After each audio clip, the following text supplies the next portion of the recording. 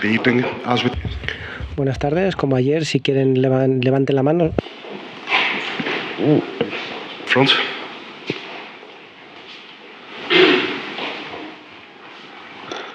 Jürgen, in the end, was it just too much, the 3-0, and it never seemed to go right for you on the night?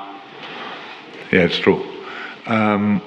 We'll come here with the backpack we had with 3 goals difference. You need a special performance, and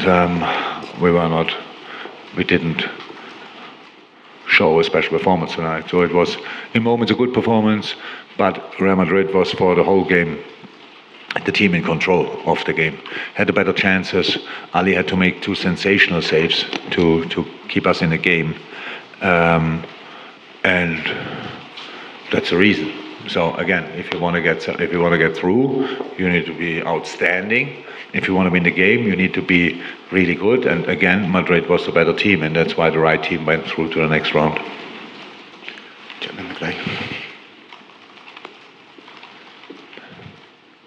Raise your hand.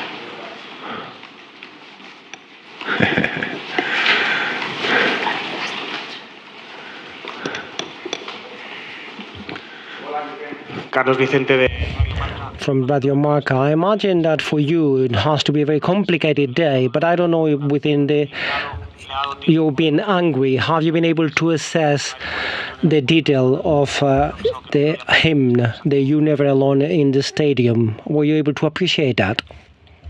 I would have, if I would have heard it, but I'm too old maybe, but people told me, my staff told me after the game, so it's a really nice gesture. So we are 2 heavyweights who meet each other quite frequently in international football. I think it's clear that we respect each other a lot, and that whoever did it is doing something like that is a really nice gesture, I have to say, absolutely. I was not angry after the game. I'm disappointed, and I would be angry if we would have played better and it was close, and then they win because of a penalty, which is not a penalty or stuff like this. But in the end, that all didn't happen. Real Madrid was just a better side, and I'm long enough in the business to respect that, and that's it. José Padilla. From Defensa Central. Do you believe that this Real Madrid is the favorite to win the Champions, especially seeing the superiority of the match? With the experience they have, with the confidence they have, of course they are one of the favorites, but I think who wants to win the competition needs to beat Madrid, or needs to beat Man City, needs to beat Napoli, who we faced, and they are a really good football team. Bayern Munich, and I don't know who I forgot, to be honest. So there are now only really strong football teams involved. So, but Madrid, with their history, is for sure a team who can win it. Dave.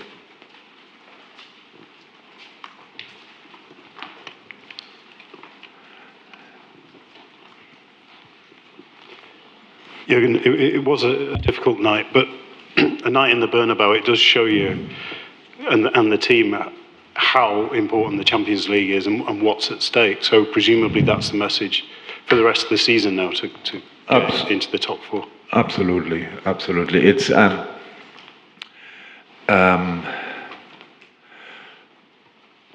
so with the history we have in this competition, I think we start usually in the competition with the idea of winning it, to be honest. So we reached few times the final, didn't win the final, that's true, that often, but were there anyway 3 times in the last few years. And that's why I really believe in, if you want to win the competition, you have to be outstanding. And we weren't tonight. So that's why it's then fair that we go out. But of course, it's the competition, and we want to be part of it every year. And that's now a massive task for us. We all know that.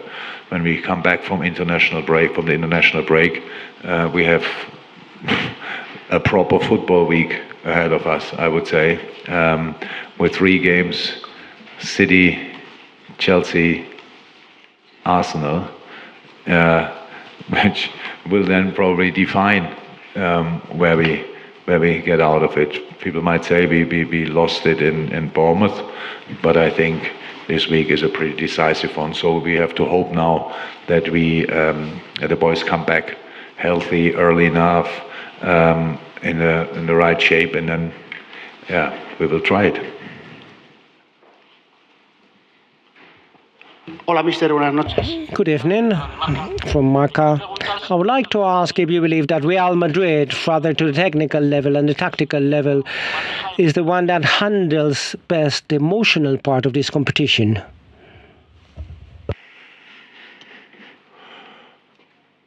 Probably yes, but that's something they used to handle it the best way. And now we have to see if they can do it again this year. They have the right manager to do that for sure, but there are other teams who didn't win it for a while and they want to go for it 100%. So unfortunately we have to watch these big games now from distance, but yeah, I don't know who will win it, to be honest, but it will be exciting to watch.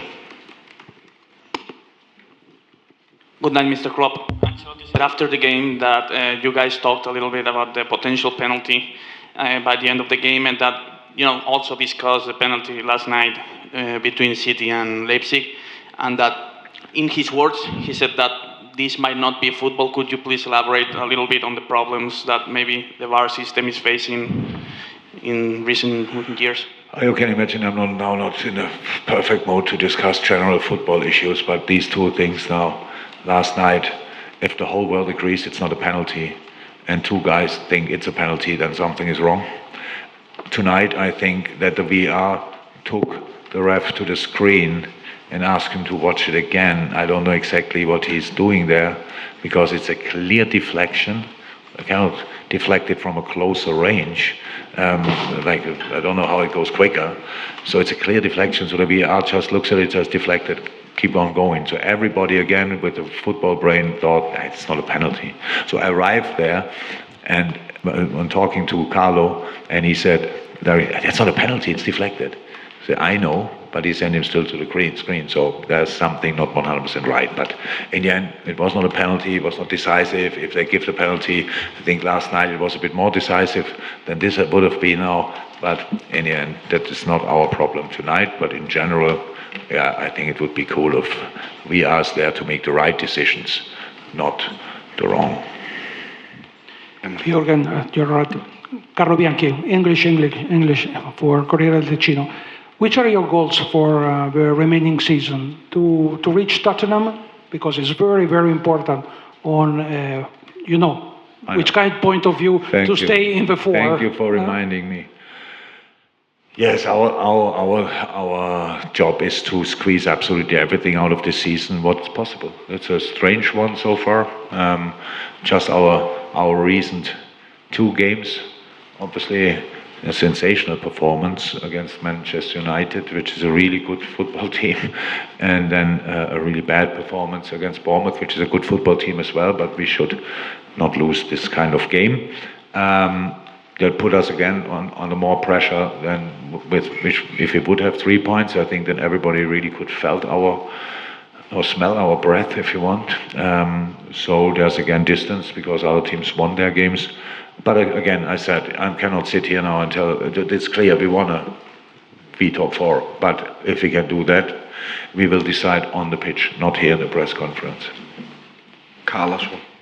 Just a quick one. On the first two substitutions, Jogo and Darwin coming off, that was just to try and change it up. There's no injuries or anything like that with those two?